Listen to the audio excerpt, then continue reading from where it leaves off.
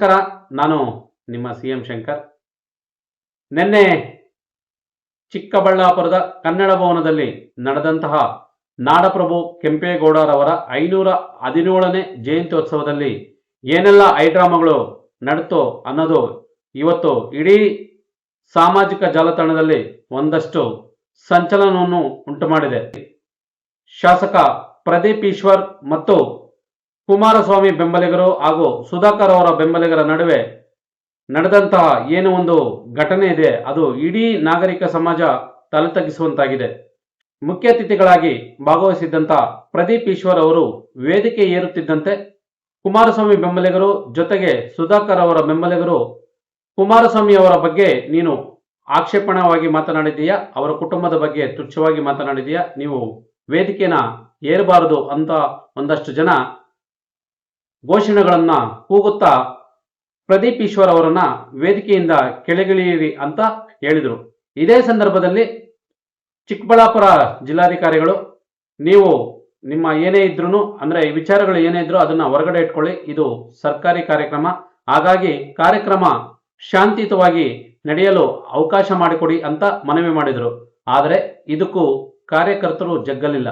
ಇನ್ನು ಆದಿಚುಂಚನಗಿರಿ ಸಂಸ್ಥಾನ ಮಠಾಧೀಶರು ಸಹ ನಾಡಪ್ರಭು ಕೆಂಪೇಗೌಡರವರ ಜಯಂತಿಯನ್ನು ಶಾಂತಿಯುತವಾಗಿ ಆಚರಣೆ ಮಾಡಲು ಅವಕಾಶ ಮಾಡಿಕೊಡಿ ಅಂತ ಮನವಿ ಮಾಡಿದರೂ ಕೂಡ ಕಾರ್ಯಕರ್ತರು ಜಗ್ಗಲಿಲ್ಲ. ಆಗ ಒಂದಷ್ಟು ಸಮಯನ ಅಲ್ಲಿ ವೇದಿಕೆ ಮೇಲೆ ಕಳೀತಾರೆ. ಅಂದ್ರೆ ಜಿಲ್ಲಾಧಿಕಾರಿಗಳಿದ್ದಾರೆ, ಜೊತೆಗೆ ರಕ್ಷಣಾಧಿಕಾರಿಗಳಿದ್ದಾರೆ, ನನ್ನ ಯಾರು ಏನು ಮಾಡ್ತಾರೆ ನೋಡೋಣ ಅಂತ ಒಂದಷ್ಟು ಸಮಯನ ವೇದಿಕೆಯಲ್ಲೇ ಕಳೀತಾ ಕಾಫಿನ ಇರ್ತಾರೆ, ಆರಾಮಾಗಿ ಕಾಫಿನ ಇರ್ತಾರೆ. ಆದರೆ ಇದು ಏನು ಕಾರ್ಯಕರ್ತರ ಘೋಷಣೆ, ಪ್ರದೀಪ್ ಈಶ್ವರ್ ಅವರು ಕೂಡಲೇ ವೇದಿಕೆಯಿಂದ ಇಳಿಬೇಕು, ಇಲ್ಲದೆ ಹೋದರೆ ಯಾವುದೇ ಕಾರಣಕ್ಕೂ ನಾವು ಕಾರ್ಯಕ್ರಮ ಮಾಡೋದಕ್ಕೆ ಬಿಡಲ್ಲ ಅನ್ನೋ ಒಂದು ಕೂಗು ಜೋರಾಗ್ತಿದ್ದಂತೆ ಸ್ವತಃ ಪ್ರದೀಪ್ ಈಶ್ವರ್ ಅವರು ನನ್ನಿಂದ ಕೆಂಪೇಗೌಡರ ಜಯಂತ್ಯೋತ್ಸವ ಕಾರ್ಯಕ್ರಮ ನಿಲ್ಲಬಾರದು ಅನ್ನೋ ಒಂದು ಮನಸ್ಥಿತಿಯನ್ನು ಅರ್ಥಕೊಂಡು ವೇದಿಕೆಯಿಂದ ಕೆಳಗಿಳಿದು ಹೊರಗಡೆ ಬಂದು, ಆದರೆ ಕನ್ನಡ ಭವನ ಹೊರಗಡೆ ಬಂದು ಮಾಧ್ಯಮದವರ ಎದುರಿಗೆ ಒಂದು ಸ್ಟೇಟ್ಮೆಂಟ್ ಕೊಡ್ತಾರೆ, ಅಂದ್ರೆ ಹೇಳಿಕೆಯನ್ನು ಕೊಡ್ತಾರೆ. ಕುಮಾರಣ್ಣ, ನಿನ್ನ ಚೇಲೆಗಳಿಗೆ ಹೇಳು, ನನ್ನ ಮೇಲೆ ಯಾವುದೇ ರೀತಿಯ ಷಡ್ಯಂತ್ರ ರೂಪಿಸಲು ನಿನ್ನಿಂದ ಆಗಲ್ಲ, ಖಬರ್ದಾರ್ ಅನ್ನೋ ಎಚ್ಚರಿಕೆಯನ್ನ ಕೊಡ್ತಾರೆ.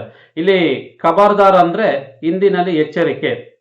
ಜೊತೆಗೆ ಕುಮಾರಣ್ಣ, ನೀನು ನನ್ನ ಒಂದೇ ಒಂದು ಕೂದಲು ಸಹ ಕಿತ್ಕೊಳ್ಳಕ್ಕಾಗಲ್ಲ ಅಂತ ಹೇಳ್ತಾರೆ. ಈ ಒಂದು ಹೇಳಿಕೆ JDS ಹಾಗೂ NDA ಕಾರ್ಯಕರ್ತರನ್ನು ಮತ್ತಷ್ಟು ರೊಚ್ಚಿಗೆಳಿಸುತ್ತೆ. ಆ ಸಂದರ್ಭದಲ್ಲಿ ಸ್ವತಃ ಪ್ರದೀಪ್ ಈಶ್ವರ್ ಅವರು ಕಾರನ್ನೇರಿ, ಅಂದ್ರೆ ಕಾರು ಅವರು ಬಂದಿದ್ದಂತ ಕಾರನ್ನೇರಿ ಸನ್ ರೂಪ್ ಇದೆಯಲ್ಲ ಅದನ್ನ ಓಪನ್ ಮಾಡಿ ತೋಳು ತಟ್ಟುತ್ತಾ ಮೀಸೆ ತಿರುಗಿಸುತ್ತಾ, ನಿನ್ನ ಕೈಯಲ್ಲಿ ಏನಾಗುತ್ತೆ ಅದನ್ನ ಮಾಡ್ಕೋ ಅಂತ ಕುಮಾರಸ್ವಾಮಿ ಅವರಿಗೆ ಓಪನ್ ಚಾಲೆಂಜ್ ಅನ್ನ ಹಾಕ್ತಾರೆ.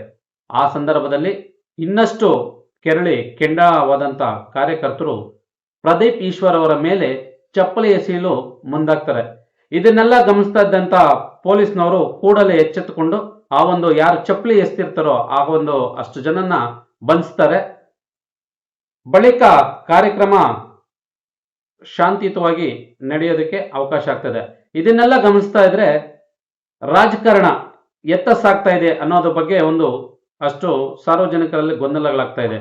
ಈ ಹಿಂದೆ ಶಾಂತಿಯುತವಾಗಿ ನಡೆಯುತ್ತಿದ್ದಂತ ರಾಜಕಾರಣ ಇವತ್ತು ದ್ವೇಷದ ರಾಜಕಾರಣಿಯಾಗಿ ಮಾರ್ಪಡ್ತಾ ಇರೋದು ನಿಜಕ್ಕೂ ಇಡೀ ನಾಗರಿಕ ಸಮಾಜಕ್ಕೆ ಮುಂದಿನ ದಿನಗಳಲ್ಲಿ ಏನು ಒಂದು ಅಪಾಯ ಕಟ್ಟಿಟ್ಟ ಬುತ್ತಿ ಅಂತಾನೆ ಹೇಳ್ಬೋದು. ಈಗ ಸ್ವತಃ ಕುಮಾರಸ್ವಾಮಿ ಅವರನ್ನ ಉಲ್ಲೇಖಿಸಿ ಪ್ರದೀಪ್ ಈಶ್ವರ್ ಅವರು ಹೇಳ್ತಾರೆ, ಕುಮಾರಣ್ಣ, ನೀನು ಒಬ್ಬ OBC ನಾಯಕನ್ನ ತುಳಿಯೋದಕ್ಕೆ ಪ್ರಯತ್ನ ಪಟ್ಟಿದೀಯಾ, ನೀನು ಚಿಕ್ಕಬಳ್ಳಾಪುರದ ಒಬ್ಬ OBC ಜನಾಂಗಕ್ಕೆ ಸೇರಿದ ಶೋಷಿತ ಸಮುದಾಯಕ್ಕೆ ಸೇರಿದ ಒಬ್ಬ ಶಾಸಕನ ಮೇಲೆ ನಿನ್ನ ಚೇಲೆಗಳ ಕಡೆಯಿಂದ ನನ್ನ ಮೇಲೆ ಹಲ್ಲೆ ಮಾಡಲು ಮುಂದಾಗ್ತಾ ಇದೆಯಾ, ಇದು ಜಾಸ್ತಿ ದಿನ ಇರಲ್ಲ, ನೀವೊಬ್ಬರೇ ಒಕ್ಕಲಿಗ ನಾಯಕರಲ್ಲ, ನಿಮಗೆ DK ಶಿವಕುಮಾರ್ ಅಂದ್ರೆ ಆಗಲ್ಲ, ಚಲುವರಾಯಸ್ವಾಮಿ ಅಂದ್ರೆ ಆಗಲ್ಲ ಅನ್ನೋ ಒಂದು ಮಾತುಗಳನ್ನ ಹೇಳ್ತಾರೆ. ಇದನ್ನ ನೋಡಿದಂತ ಜನ ಮತ್ತಷ್ಟು ಪ್ರದೀಪ್ ಈಶ್ವರ್ ಅವ್ರನ್ನ ಉಲ್ಲೇಖಿಸಿ ನೀನು ಹುಚ್ಚ ಹುಚ್ಚ ಹುಚ್ಚ ಅಂತ ಕೂಗಾಡ್ತಾರೆ. ಆದರೆ ಪರಿಸ್ಥಿತಿ ಶಾಂತವಾಗಿಲ್ಲ. ಏನೇ ಆಗ್ಲಿ, ಮುಂದಿನ ದಿನಗಳಲ್ಲಿ ಇದೇ ರೀತಿ ಮುಂದುವರೆದ್ರೆ ಮುಂದಿನ ದಿನಗಳಲ್ಲಿ ರಾಜಕಾರಣ ಮಾಡೋದು ನಿಜಕ್ಕೂ ಕಷ್ಟಕರ ಅಂತಾನೆ ಹೇಳ್ಬೋದು. ಯಾಕಂದ್ರೆ ಜಾತಿಗಳ ಹೆಸರಿನಲ್ಲಿ ನಡೆಯುವಂತ ಜಯಂತಿಗಳು ಮಹನೀಯರ ಆದರ್ಶಗಳನ್ನ ಎಲ್ಲರೂ ಪಾಲಿಸಿ ಅವರು ಈಗ ಏನ್ ಮಹನೀಯರನ್ನ ಜಯಂತಿಗಳನ್ನ ನಾವು ಆಚರಣೆ ಮಾಡ್ತೀರಾ ಅವ್ರು ಯಾರು ಕೂಡ ಎಲ್ಲೂ ಕೂಡ ಜಾತಿ ಹೆಸರಿನಲ್ಲಿ ಒಡೆದಾಡಿ ಅಂತ ಹೇಳಿಲ್ಲ. ಅವರು ಬಿಟ್ಟಿರುವಂತ ಆದರ್ಶಗಳನ್ನ ಪಾಲನೆ ಮಾಡಿ ಸಮಾಜದಲ್ಲಿ ಶಾಂತಿ ಸಹಬಾಳ್ವತೆಯಿಂದ ಎಲ್ರೂ ಬದುಕೋಣ ಅಂತ ಹೇಳಿರೋ ಸಂದೇಶಗಳಿಗೆ ಇಲ್ಲಿ ಒಂದು ರೀತಿಯಲ್ಲಿ ನೋಡಿದ್ರೆ ದ್ವೇಷದ ಭಾಷಣಗಳಾಗಿ ಮಾರ್ಪಡುತ್ತಾ ಇರೋದು ನಿಜಕ್ಕೂ ಖಂಡನೀಯ. ಏನೇ ಆಗ್ಲಿ ಪ್ರದೀಪ್ ಈಶ್ವರ್ ಅವರ ಮೇಲೆ ನಡೆದಂತಹ ಒಂದು ಶೂ ಎಸೆತ ಇದೆಯಲ್ಲ ಅದು ನಿಜಕ್ಕೂ ಖಂಡನೀಯ ಅಂತ ಹೇಳ್ತಾ ಈ ಒಂದು ವಿಡಿಯೋನ ಮುಗಿಸ್ತಾ ಇದ್ದೀನಿ. ಧನ್ಯವಾದಗಳು.